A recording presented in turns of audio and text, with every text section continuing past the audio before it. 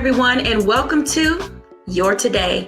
I am always excited when we have this time to get together, and today's episode promises to be nothing short of transformational. As we've been continuing to move into 2022, we have all seen ways and times where we are snapping at each other, where we can't seem to hold our tongue, where we're making all of these changes based on temporary situations. So today in our show, we want to begin a dialogue and discussion about don't make any sudden moves. Here's why. When you think about the moves that you make, oftentimes they're done with intention and sometimes they're done unintentionally, but they all yield consequences for which we oftentimes do not expect.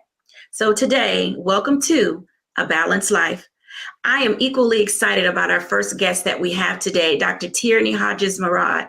Let me just say, this young woman is going to bring to us content, information, dialogue. So grab your pen, grab your pad, get your paper together. Let's start our conversation with Dr. Tierney.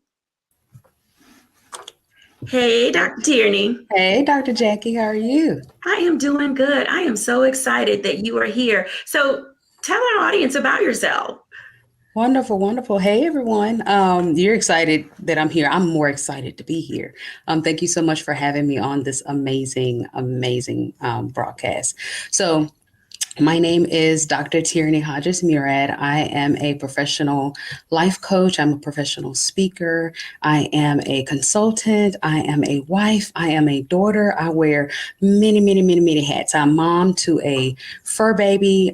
So I am that kind of self-proclaimed superwoman that does a lot, wears a lot of hats, and still likes to try to find that space that I can invest in others while also investing in myself and making sure that I stay balanced at the same time. So that's kind of me in a nutshell. Well, that's a very big nutshell, seriously, because when I think about all that you do and the time during this pandemic, and I think it may have been just before the pandemic, you were writing a book, became a coach. You were still a professor at a university, and you, as you said, do wear a lot of hats, but somehow you still manage to maintain your sanity. Yes, by the grace of God. Maintaining our sanity, when we think about what it means to live a balanced life is not always easy. And one of the things that you talk about in your book on Level Up, and I love the concept of it, and I know that you will share, but leveling up doesn't always mean you have to hide in the background.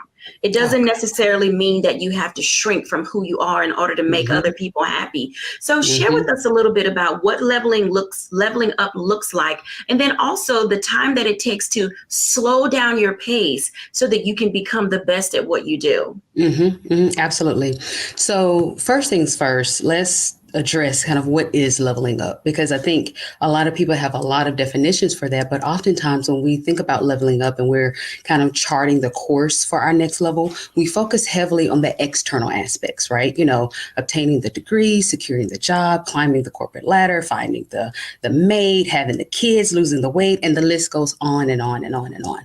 But in my expertise, I've found that the secret to truly leveling up and achieving the life that we desire, it's not about the trophies of life. It's about finding that true happiness and paying really close attention to what's happening on our innermost selves, our innermost thoughts, feelings, beliefs, habits, those things that often go unnoticed that we just kind of brush past and think that they don't amount to anything. I really started to hone in on that. And like I told you earlier, just by the grace of God, I maintained my sanity. And that comes from just my full belief in Jesus and just being a Christian and knowing that we prosper as our soul prospers. So when we're talking about leveling up, it's first looking at our innermost selves, our innermost souls. How is our inner selves prospering? And that's not necessarily saying that we have to fall into the background, but it's showing up boldly, in terms of who we are and whose we are. And from that place, then going after those things that we then want to do, not getting our do in front of our who, but really focusing in on who we are and then focusing in on the do. Wow, I love what you just stated. And one of the things that resonated as you were talking, our attention goes to where our energy flows. And conversely, our Hmm. energy flows where our attention goes. So if we're Hmm. not being intentional, if we're not taking the time to really figure out and order the steps that we need to take, it's very easy to get off balance and find Absolutely. ourselves just falling by the wayside. Dr. Tierney, when you talk about how we level up, and you stated something that was important, giving yourself space. Can you talk for a little bit, a moment, about the grace that you need to give yourself? Because we often try to Mm. strive for perfection, and Yes. sometimes it's seemingly unattainable. What does that Yeah. look like when we talk about leveling up? Oh, goodness. This is a big one here because I work with a lot of clients that are super women, wearing a lot of hats. And oftentimes we're so hard on ourselves. We're so hard on ourselves because we didn't get the floor mopped. We didn't make the kids' lunch just right, or we didn't do this at work just right. And we put ourselves in this box of perfectionism and head knowledge. We know that nobody's perfect. We know that it won't be perfect, but that doesn't stop us from striving for that anyway. And so that's the thing that I definitely talk with my clients about. It's not about perfectionism. It's about doing things in excellence to the best of our ability and giving ourselves some grace when we don't necessarily get to that particular task that we wanted to do in that day. There's always tomorrow. It's okay if the floor didn't get mopped. Life isn't going to end if the dishes are still in the sink. But giving ourselves that grace so that we're not beating ourselves up, telling ourselves that we need to do more, be better, and from that negative space, thinking that that will then fuel our efficiency. It's really from a place of self-love and self-care and self-worth, and that peace that then we find that we're more productive in that way. It's like trying to put diesel fuel in our car and expecting it to go. That's what happens when we try to put in that do better, do more, can do, grind it out. It just wears us down, and then we wonder why we're not able to get all of the things done that we want to. And so having that grace for yourself is critical in order for you to really reach those goals that you're striving for. Wow, thank you so much for sharing that. Mhm. I want to bring in all of our guests because I think that this is a conversation, a dialogue that we should all have together. You guys know Dr. Titani Harris. She's in Chicago. She's a licensed therapist, and she brings some information to the table that helps us to discover what it means to have a safe space. We have again with us this week, I'm always excited, Charlotte Avery, PhD, family strategist. She's in motherhood. She's telling us what it means. And then, of course, Mocha Lee, our fitness guru. And I tell you, ladies, when you think about what it means to not make any sudden moves, sometimes it's hard to press the pause button in our lives. I want to turn for just a moment as we have this group conversation to Dr. Tierney first, in a sense that one of the things that Dr. Tierney stated was how to give yourself space and grace and, how to level up.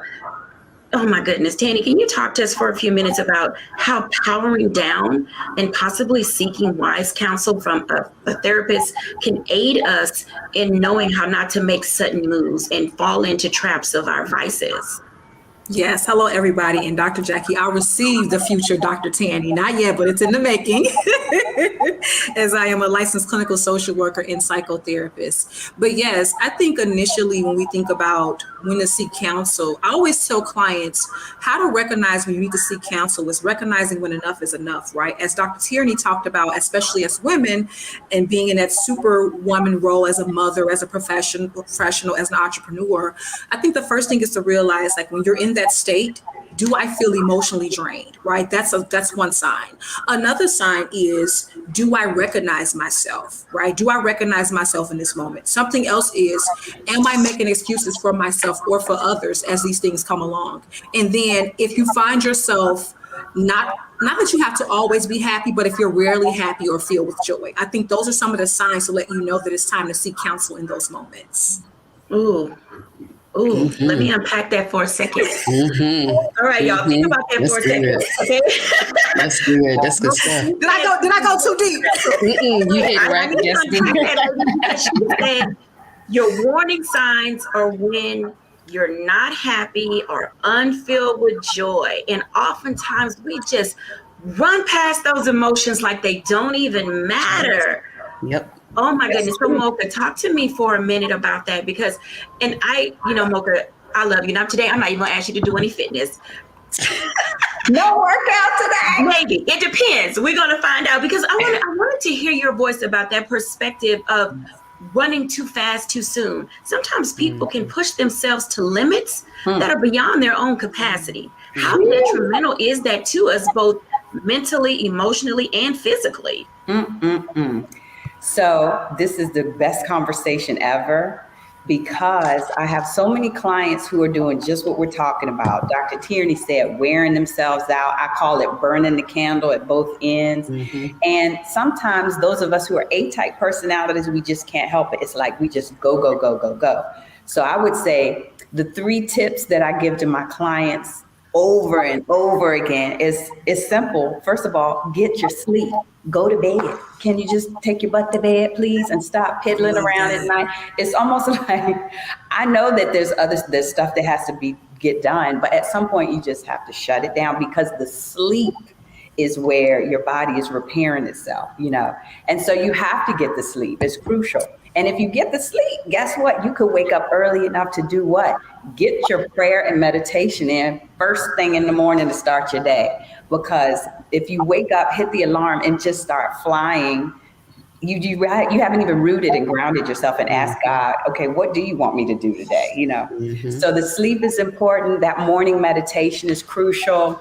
And then also in terms of workouts, and thinking about how to benefit your body, it doesn't always have to be Zumba and dancing and lifting hard weights. Sometimes, guess what? Break it on down and chill out and do a yoga class, okay? It could just even be 15 minutes.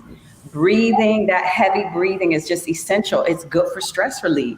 So it could be a yoga class, Pilates.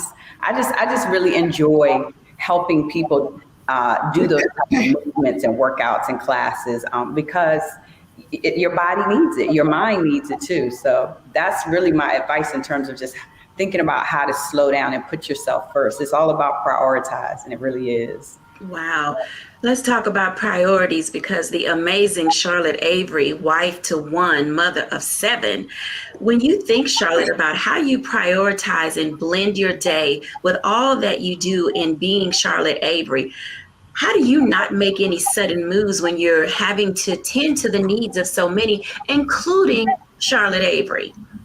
Oh my gosh. So, you pretty much gave a good part of my resume. Everybody knows, I am a wife of 1, mom of 7, and I always say the owner of no pets because I don't have any time for that. But here's the thing, like for me, when I'm at a place of prioritizing or feeling like I'm overwhelmed or I feel like everything is about to crash and cave, I do what I call the Charlotte ABCs. And one thing that I do is I check my attitude, I check my behavior, and I check my communication. Because if my attitude is off, my behavior is off, and my communication is off, then everything and everybody is going to get the brunt of whatever it is that I'm dealing with. So for me, I really try to always assess those ABCs for myself before, I make any quick decisions or moves and a lot of times before I say anything, because, when I wrote the book, the 40-day Tone of Voice Tone Down, I wrote that book because, I tell people all the time, sometimes when we introduce ourselves, we say, my name is so-and-so. And I felt like, I was at a place in my life when I had to be like, hi, my name is Charlotte. I'm a recovering yeller.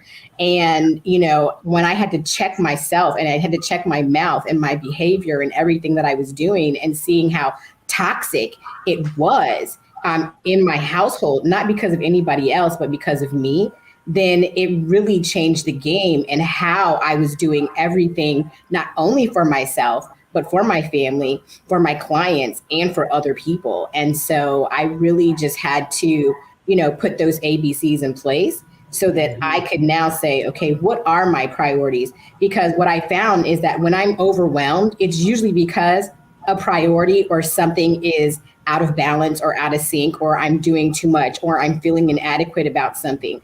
And I always have to check myself. Mm-hmm. Thank you so much for sharing that. Ladies, you have given us a wealth of information that I know that our audience will be able to use. I know that people are going to be typing in the chat. They're going to be sending us text messages. So as we're watching the shows and we're thinking about how we're communicating and elevating all the people around us, when we come back after the break, I want to do a little bit of a one-on-one with future Dr. Tanny. That's my name for her because she knows I have high hopes and dreams and aspirations for the work that she does. But when we come back after the break here at A Balanced Life, I want to have a little conversation about therapy for dealing with toxicity. We'll be back in a moment after the break.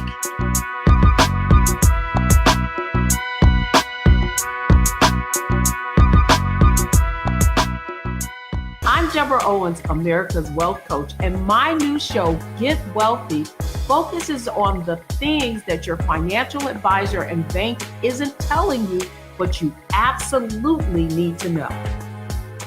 So watch Get Wealthy on the Black Star Network.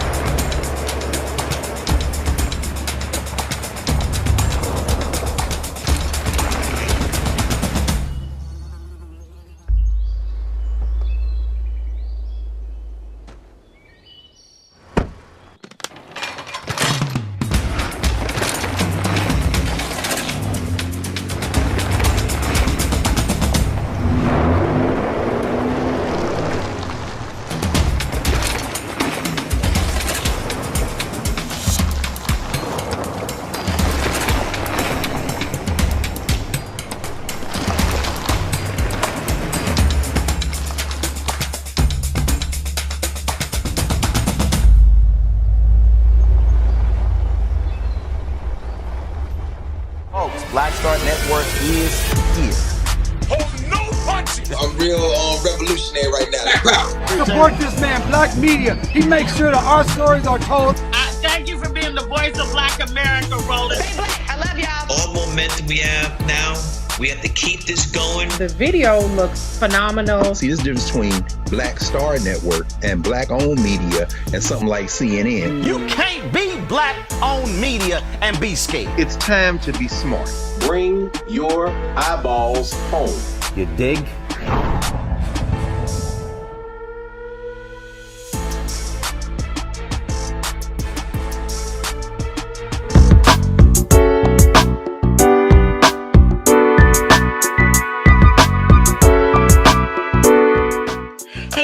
Welcome back. I'm so excited to bring on our next guest. Having these conversations with Titani Harris is definitely illuminating. So, Tanny, let's have a little bit of a dialogue and conversation about something Charlotte just said. And oftentimes we can work and function in our own way, in our own head. We have a general idea how to deal with some things. But when we think about the people in our space, and then even sometimes we can become a little toxic. I know y'all are out there saying, I'm not toxic. I don't talk to people crazy. So if you're watching this show, put yourself in that box and say, I may have toxic tendencies. So I want to talk to Titani Harris just a few moments about how do you identify and recognize toxicity? Because sometimes when we think about not making any sudden moves, we don't know how to put a bubble in our mouth and just hold it before we say something that could harm people. We don't know how not to fly off the handle. We don't know and position ourselves not to send these text messages that cannot go away. We don't know yet how not to put things on social media that are going to be there forever. So Titani Harris, can you share with us the role that therapy plays in first working on ourselves in identifying whether or not we're toxic? And then secondly, how do we find resources to have those conversations about toxicity and how therapy can aid us?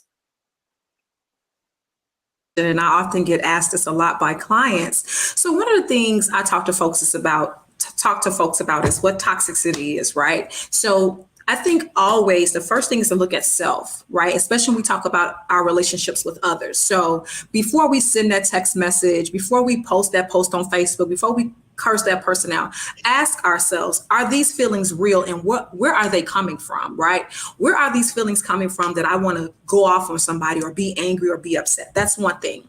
The second thing is ask yourself, what lens am I looking at this person from? Is this am I being triggered at the moment, right? And when we talk about therapy in terms of working on ourselves, a good therapist will first start with you, because we are the key to all relationships, right?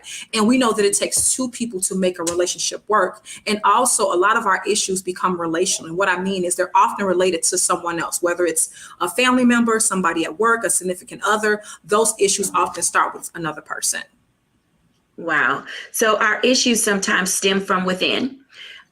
It could be how we were raised. It could be the environment in which we find ourselves. And I know environment plays a very big part in how not only we assess what we can do, but how we feel a level of comfortability to engage other people in this society, Tanny, where, people are, you kind of hate to get involved in a road rage situation. You don't want to flip somebody off at a light. You don't want to bump the basket into somebody's car in the parking lot, because I think we've all had it up to here. But the sudden moves that people can make can often mean life-threatening for other people. Why is it important to press pause in your own life so that the consequences of your actions don't hinder your success in life as a person?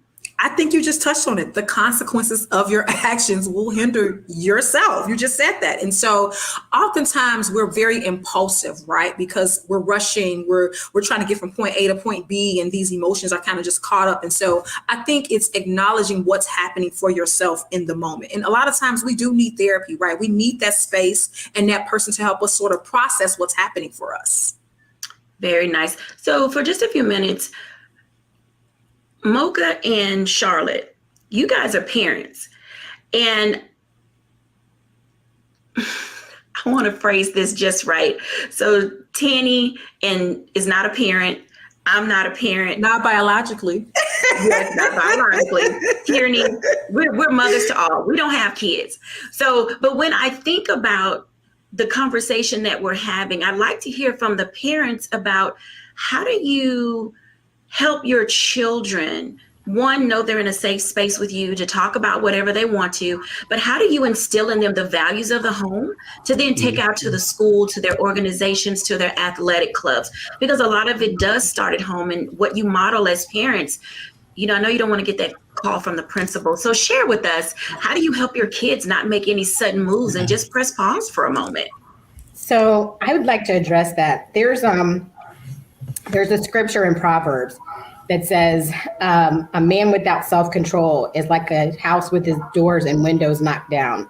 Mm-hmm. And that is a particular scripture that I started teaching my firstborn when he could talk, because I could see some of the things that were just really inside of him. And sometimes when he would have aggression things or whatever, and I would tell him, you have to have self-control. And I would tell my children, I also tell them, there are penalties and rewards for the decisions and the choices that you make. You're going to either reap the reward or you're going to pay the penalty. Which one do you want? And so these are things that I started instilling in our children for, since they were very little people, because you can't start instilling things in your kids when they're like 4 and 5. You've got to start when they're very young. And so I did that. And also my husband and I, we try to let our children, we've always tried to let them know that we are safe people. We are a safe space. Your home is a safe space. And if you always tell us the truth, whether you did something bad or you didn't, we will always have your back. And so our children know, as long as they're respectful and everything, that they can talk to us about whatever they want, they can share with us about whatever they want. But the thing is that you have to respect us, you have to respect yourself, you have to respect other people around you. And those things and those principles that we started teaching our children at very young ages have followed them from elementary school to middle school to high school, because I have children in all those, very varying schools right now. But I can tell you what, when I ask my children, a man without self-control is what? They can finish that because it is in them. And so, I'm really happy about it. It doesn't mean that our children are perfect, but our children need to know that we are a safe space and that we can have conversations, and they can have conversations without the penalty of whatever that backlash might be or whatever they feel. Excellent. Thank you. Mocha. Oh my goodness, ditto. That was beautiful, Charlotte. I totally agree. On all levels, because I have two daughters, and we also believe in scripture. And there is a devotional called Jesus Calling, and the kids' version of that just allows them to read one devotional each day in the morning, and that's how I encourage my girls to start their day. And also in our household, we let them know, me and my husband, that it's open communication.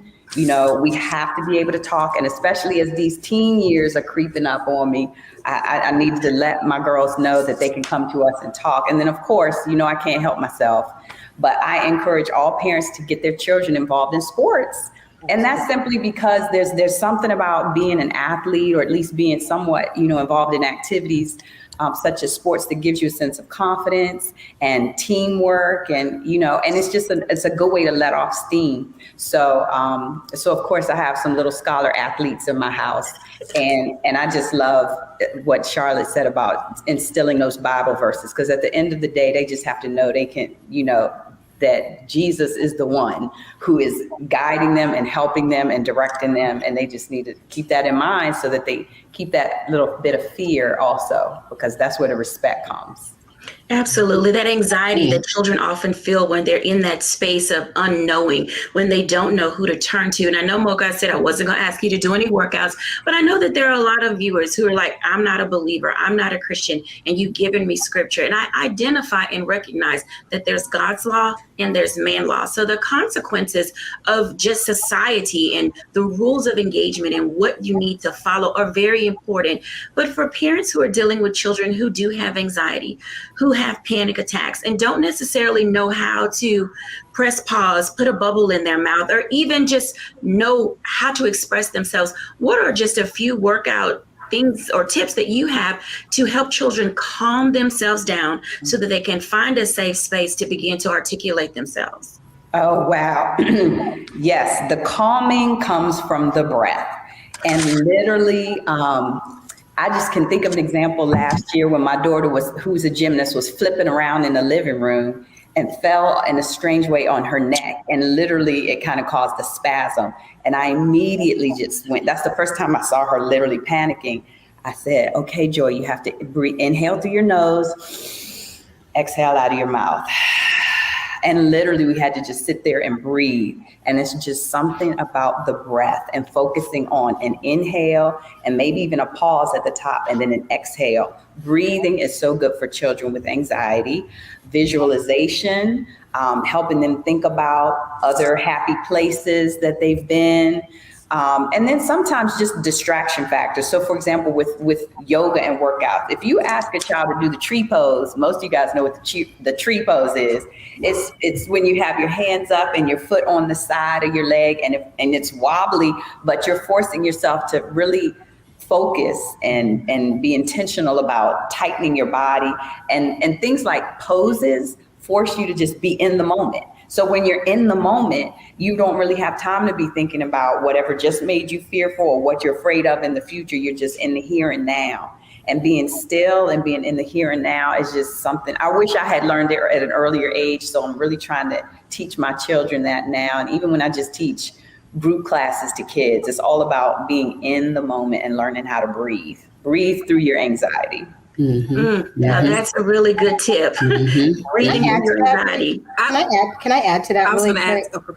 I'm so sorry. I want to add to that because, you know, we are, as parents, we are the example for our children and how to communicate and to talk and to deal with our stress levels. So when parents can be a good example, you know, as far as, you know, like Mocha was saying, working out and how we deal with our own stress, then our children will start to also mirror our behavior. But one other thing I wanted to say is sometimes, you know, we have to be able to know every child has a different bent. You know, I have 7 children and all of them have completely different personalities. And I have one child who sometimes her form of communicating with me is writing things down and telling me how she feels, whether it's something that I did or something that somebody else did. And so sometimes at night, I will go in my room when I'm getting ready for bed, and I'll have a note on my pillow that says, "Dear mommy, such and such and such, and I felt this way, or I felt that you talked to me this way and it hurt my feelings," or whatever. And then, it gives me an opportunity to read what she said, and the fact that she took the time to put that and pin it on paper. And it gives me a moment to sit with it and then to go and have a very productive and constructive conversation with her. So there are so many different forms of communication, and we have to really know how each of our children communicate so that we can deal with them as individuals. Absolutely. Tanny. Yes, I want to say I love how Charlotte and Mocha are talking about all these great ways to deal with their child's mental health, especially to talk about open dialogue. I'll add to that positive affirmations do wonders for children. And also Mocha spoke about exercise and being physically healthy. I often tell people one of the keys to having good mental health is exercise, right? Because when you exercise, you are releasing these mood boosting endorphins. I'll also add some other tips in terms of helping children who have anxiety, such as coloring books are a great tool that we use. I know that we use in my practice. We also blow bubbles, and also these breathing techniques. So we do some mindfulness and meditation. So we do an activity where we have the children sit. We talk about what you see in the moment, what you hear in the moment, what do you feel in the moment, and what do you hear in the moment. So those are just some tips to help children who have some anxiety. Mm-hmm, mm-hmm. And if I could add to that, this is so amazing. And as we're talking about what works for children, a lot of what we've said, it works for adults too. Yes. I tell my clients, either you're going to take a time out or you're going to act out or fall out, and so a lot of times that helps them to see it from their perspective, because a lot of times we think, oh, I'm the adult, so I should know better. I'm the 80s baby. And I wasn't, during that era, it was just, okay, you do what I say, you sit down, you be quiet, Yes. my parent didn't have those tools. She was a single mom doing the best that she could to provide. And, so she didn't have those tools that we're talking about right now. So some of the things that I'll just call myself to the carpet that I've had to work through is learning those tools, and so all of the things that we're talking about that works for children, it works for us too, to make sure that we're breathing. I actually have some activities that I give my clients that are coloring, sheets. Dr. Jacquie, I know you love to blow bubbles. I go and fly kites, sometimes. So just taking that time to just take a time out, for ourselves will not only help us and what we're working through, but then it'll help all of the people that are attached to us, be it our spouses, our children, our coworkers, our teens, our clients, or whoever it is. And Dr. Jacquie, I'll just add to that. When we don't take a time out, our body then forces us to, right? Yes. Once in a while, we have this constant headache, this constant backache, this constant stomach ache. Our body keeps the count of our stressors. So I often tell clients, relax, take a break before your body forces you to. Our body Absolutely. keeps account of our stressors. So we're missing all kinds of warning signs. At the end of the day, what it boils down to, when you get to the end of your day and you're wondering why you feel the way you do, it often means you need to go back and look at the beginning of your day, see who was in your day, how you addressed the situations and circumstances that came your way, and determine, did you just let that thing fly right by and not address it? Did you at least write it down so you know how to look at it and come back to it later? I think that it's important as we prepare to take our break. We're going to really dive into, in our next series of conversations, what it means to not make any sudden moves. There are going to be days and times when you want to just, and that's the best way I can describe it. You want to take someone or something and just wring it. And I know we wring towels, we wring pillows. We do everything possible before we get to the wringing of a neck. And I think it's important that we begin to value the space that we need to find ourselves in order to be able to make the right decisions. So when we come back after the break, we're going to talk a little bit about decision making before you make any sudden moves.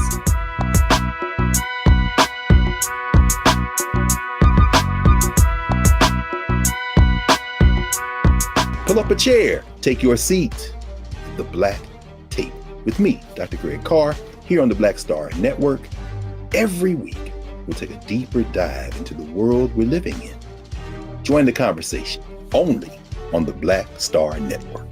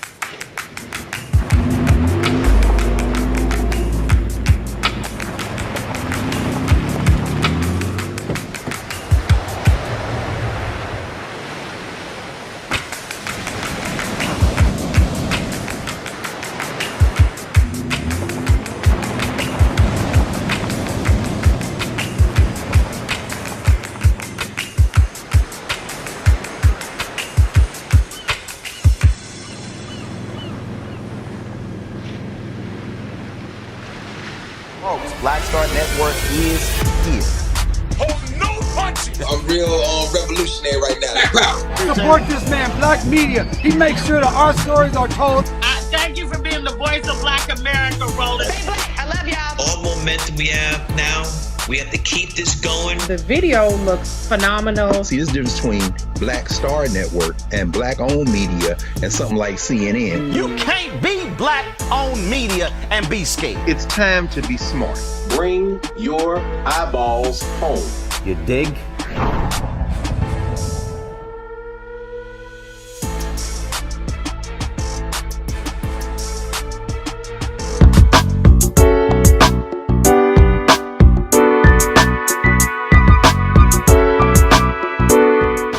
Hey everybody, welcome back. This conversation has been nothing short of amazing, phenomenal, and enlightening, all within the same breath. I have learned so much about what it means to take time to pause, to take time to evaluate myself, to understand my feelings and emotions so that I can be in touch with the decision making that comes next.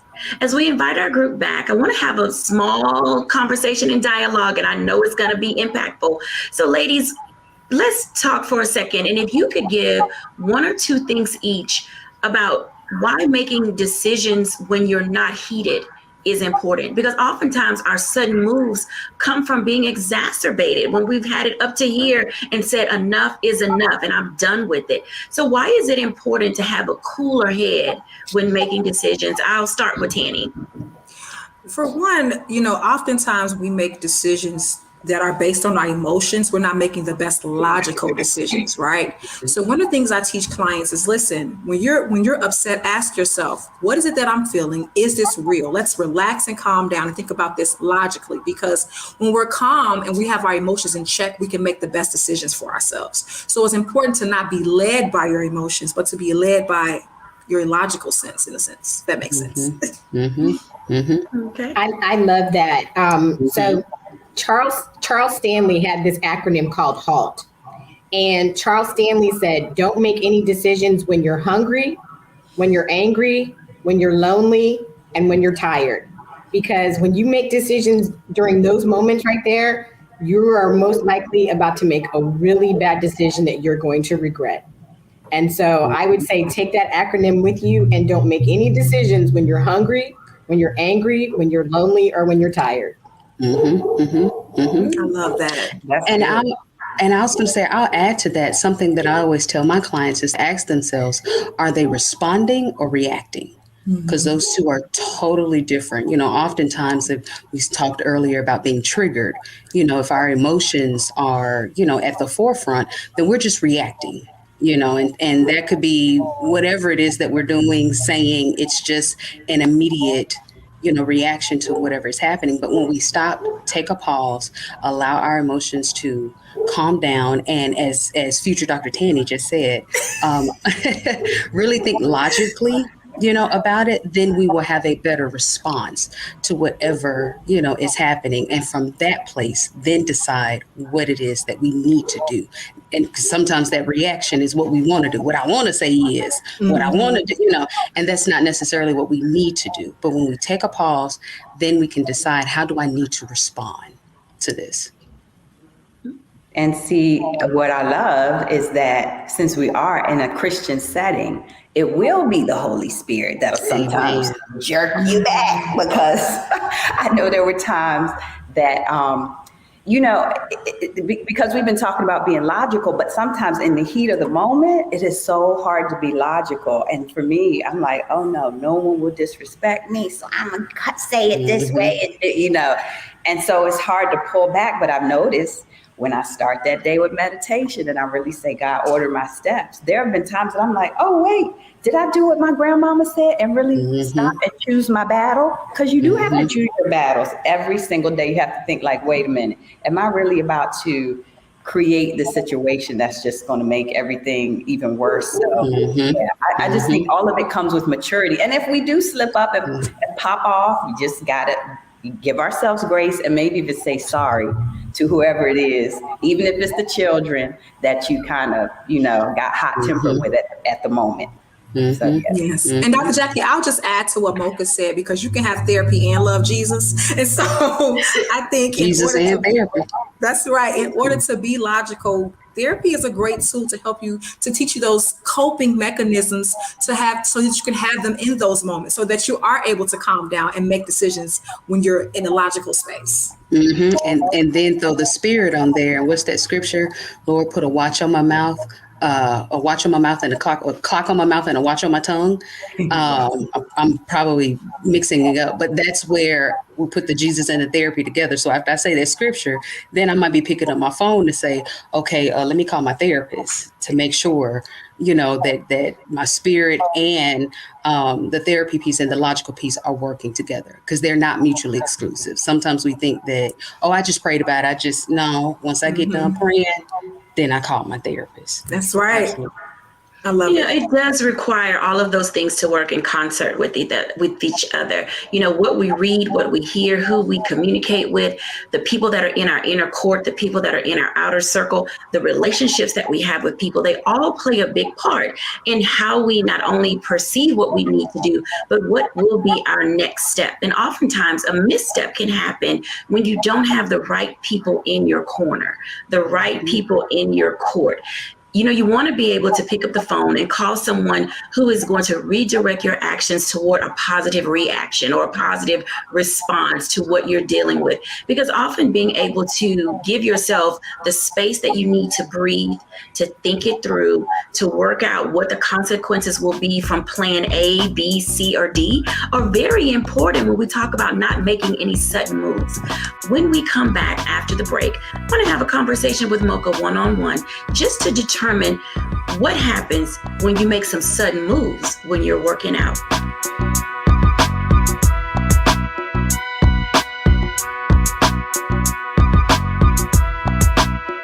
Pull up a chair, take your seat.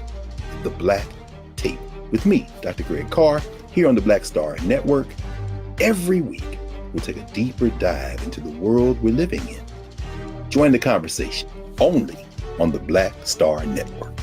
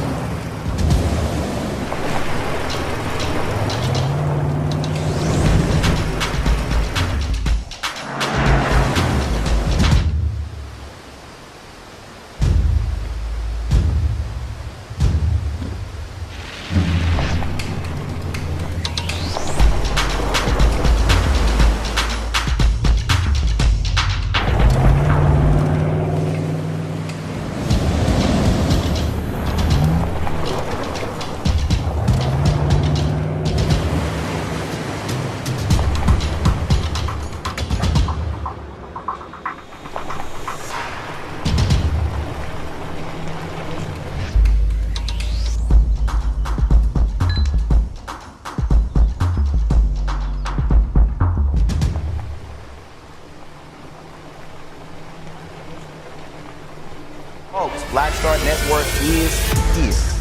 Oh, no punches! I'm real revolutionary right now. Support this man, Black Media. He makes sure that our stories are told. Thank you for being the voice of Black America, Roland. All momentum we have now We have to keep this going. The video looks phenomenal. See, there's a difference between Black Star Network and Black-owned media and something like CNN. You can't be Black-owned media and be scared. It's time to be smart. Bring your eyeballs home. You dig?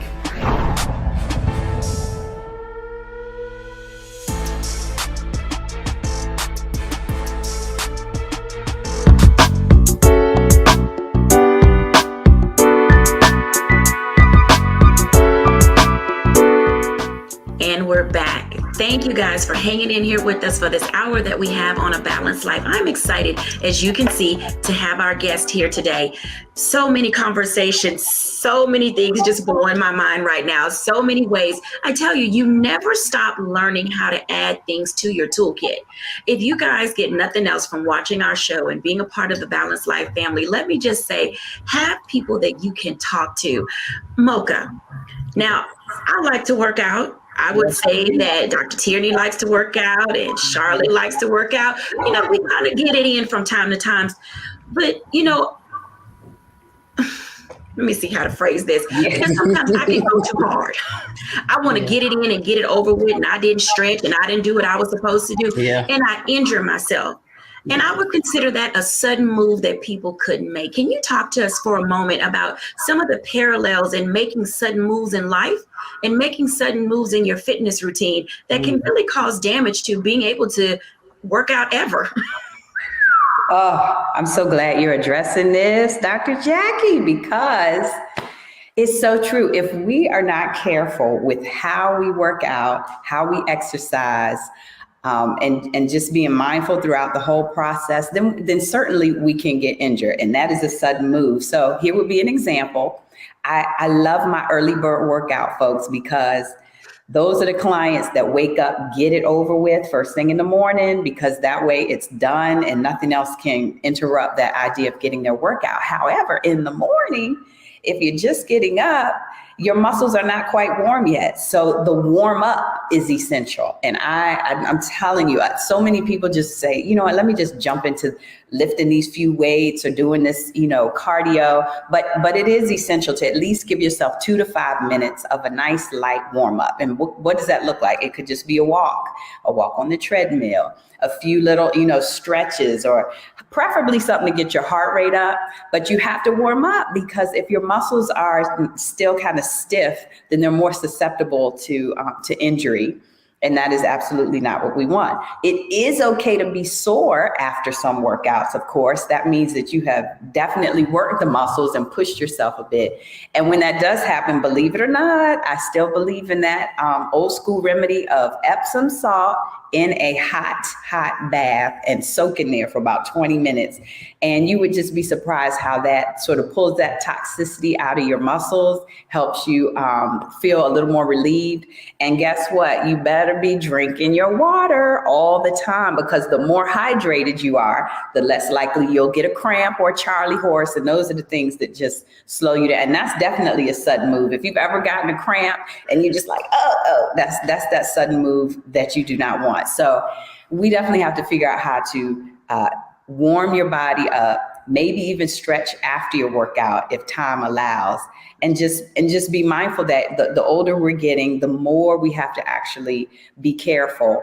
And even, you know, recently we had snow here in Maryland, and I'm like, oh my goodness, I got to remind all my folks about shoveling that snow. It's like everything, you just want to take that extra moment to think about it so that you are not hurting yourself, because once you're hurt, then it's like you're going backwards. We just have to be patient. We really do. Because I know you want the goals like yesterday. You want to be fit, but it's a journey, and you just have to know that it's a daily habit of just working out and being careful with it. So yes.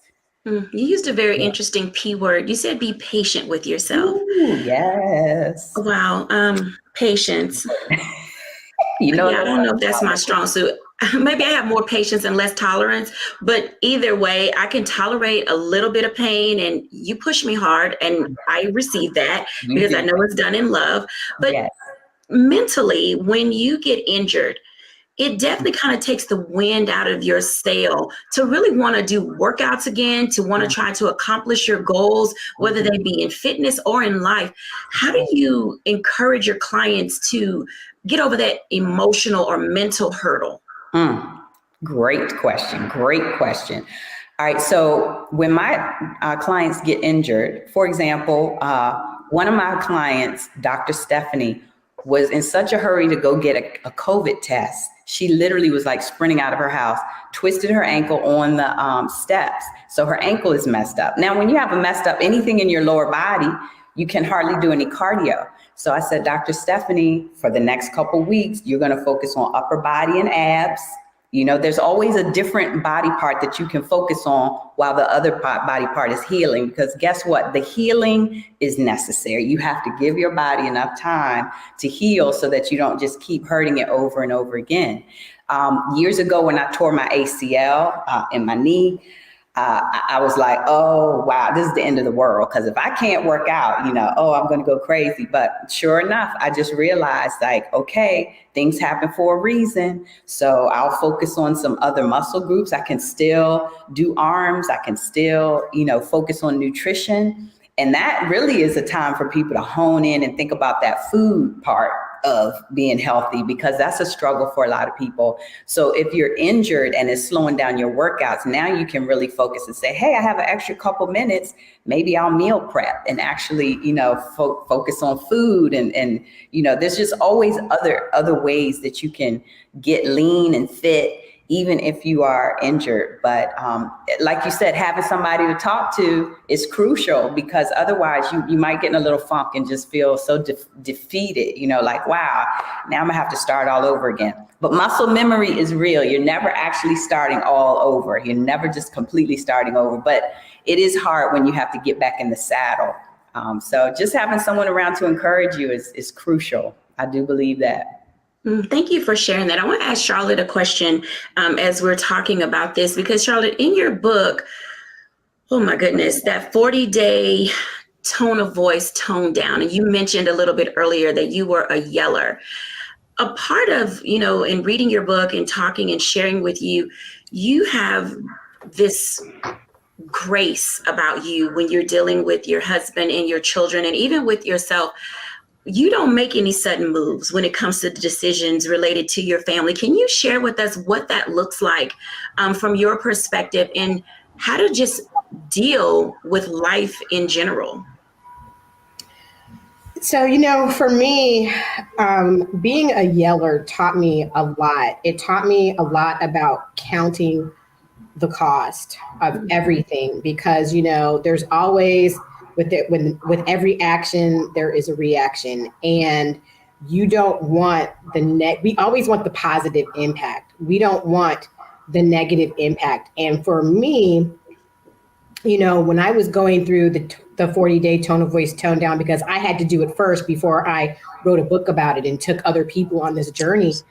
But I had to really, in every decision that I make, whether it's for myself, whether it's for my marriage, whether it's for my children, I'm always counting the cost. I'm counting the cost in what I say. I'm counting the cost in what I do. I'm counting the cost and the impact on what is it costing me?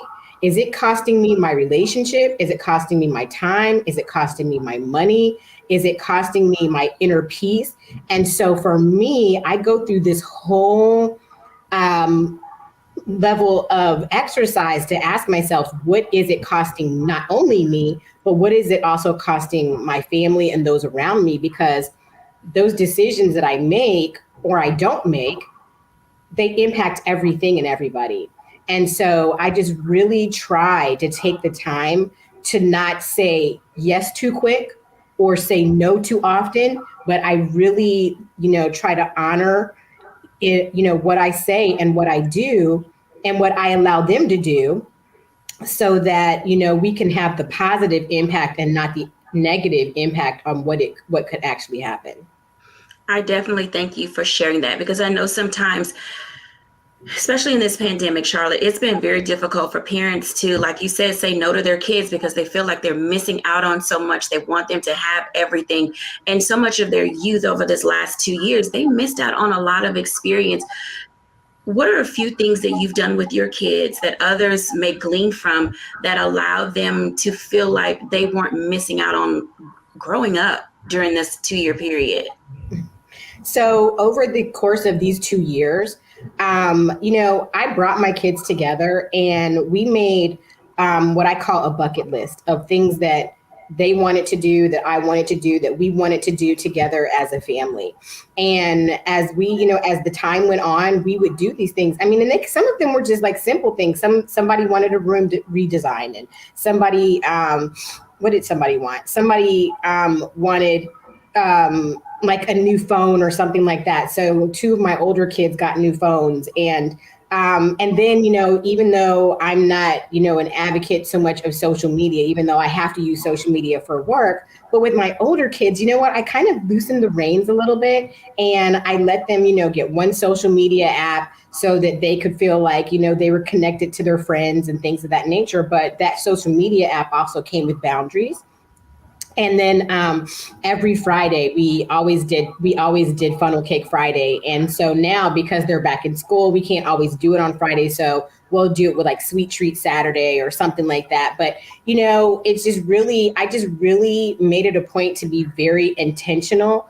And also I gave them opportunities and avenues to be able to say, you know what, you have, one person has one friend who can come over and you can go over to their house so that they would be able to get out and not feel like, because, when you have 7, children in your house and things of that nature, they have each other. So that's the benefit. But then, they also have each other to get on each other's nerves too. So they need somebody else that's not their sibling.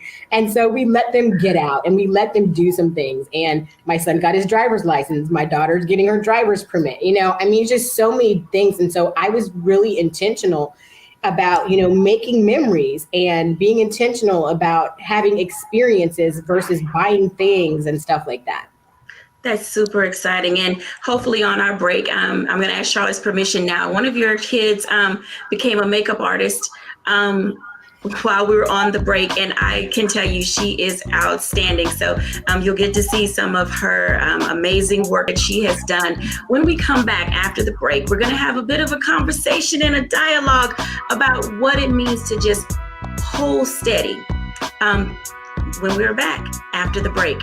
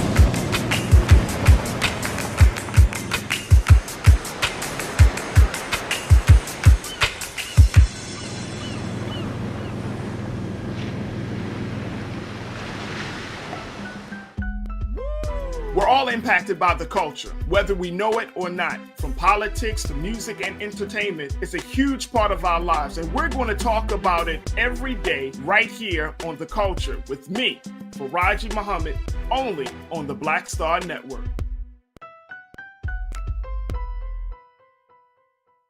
Folks, Black Star Network is here. Hold no punches. I'm real revolutionary right now. Support this man, Black Media. He makes sure that our stories are told. Thank you for being the voice of Black America, Roland. All momentum momentum we have now. We have to keep this going. The video looks phenomenal. See, there's a difference between Black Star Network and Black-owned media and something like CNN. You can't be Black-owned media and be scared. It's time to be smart. Bring your eyeballs home. You dig?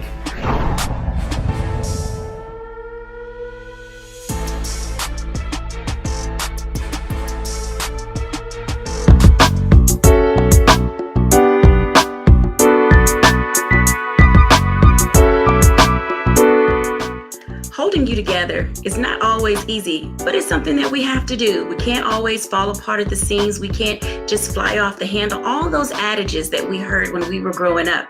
It's very important as you seek and discover how to have a balanced life that you allow yourself to give yourself time for space and grace and patience and tolerance. All of those things are very important as you discover and learn how to put new things in your toolkit. So as you think about what you're building for yourself in this new season, in our 2020-22 experience, what are you putting in your toolkit? Do you need to share love more? Do you need to share kindness? Do you need to get yourself in a space or state of mind, in a state of being where you really do understand that everything isn't about you? And when I say that, I don't mean any disrespect, but we are all living in this world together. And it's time that we discover what it means to be a part of community, to have a sense of concern and compassion and care for other people. On our show today, we learned a lot about what it means to take ownership of our lives, to discover how to tone our voices down so that we can hear ourselves think and hear others speak. We learned about what it meant to give yourself a space and time to reach out and reconnect. I hope that today we've said something that resonates with your life as you move toward living a more balanced life. Until next time, have a great day, everyone.